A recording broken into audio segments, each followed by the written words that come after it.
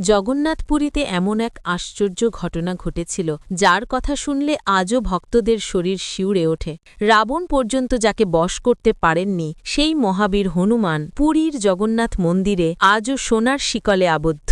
কেন? এর পেছনে আছে এক গভীর দেবলীলা। অনেক যুগ আগে জগন্নাথদেব যখন পুরীতে প্রতিষ্ঠিত হলেন তখন কাছের সমুদ্রদেব প্রতিদিন এসে ভগবানের পদস্পর্শ করতেন।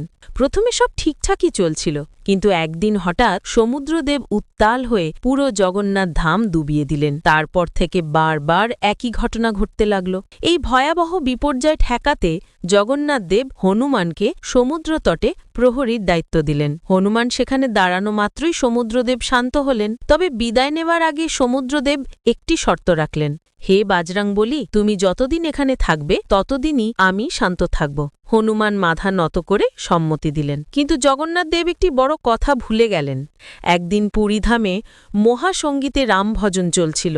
ভক্তির টানে হনুমান পহরা ফেলে ছুটে এলেন সেই ভজন সভায়। তিনি পৌঁছতেই সমুদ্রদেব আবার প্রচণ্ড শক্তিতে ছুটে এসে সমগ্র নগরী ডুবিয়ে দিলেন।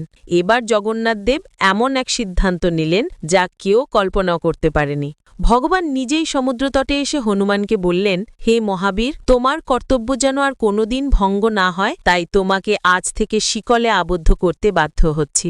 হনুমান বিনম্র হয়ে শিকল গ্রহণ করলেন। কিন্তু সমস্যা এখানেই শেষ নয়। সমুদ্রদেবের ঢেউয়ের গর্জন মন্দির পর্যন্ত পৌঁছে জগন্নাথদেবের নিদ্রায় ব্যাঘাত ঘটাত। এইটি দেখে হনুমান সমুদ্রদেবকে অনুরোধ করলেন, হে সমুদ্রদেব, আমার প্রভুর বিশ্রাম যেন ব্যাহত না হয়, দয়া করে আপনার গর্জন কিছুটা থামান। সমুদ্রদেব বললেন, এই শব্দ আমার নয়, পবনদেবের প্রবাহে সৃষ্টি হয়, তাকেই বলুন। হনুমান পবনদেবের কাছে গেলেন। পবনদেব হেসে বললেন, পুত্র, পুরীতে আমার না আসা অসম্ভব, তবে এক উপায় আছে। আজ থেকে আমি উল্টো দিক থেকে প্রবাহিত হব। সেই দিন থেকে আজ পর্যন্ত সমুদ্রদেব আর কখনো পুরী শহরকে স্পর্শ করেন না।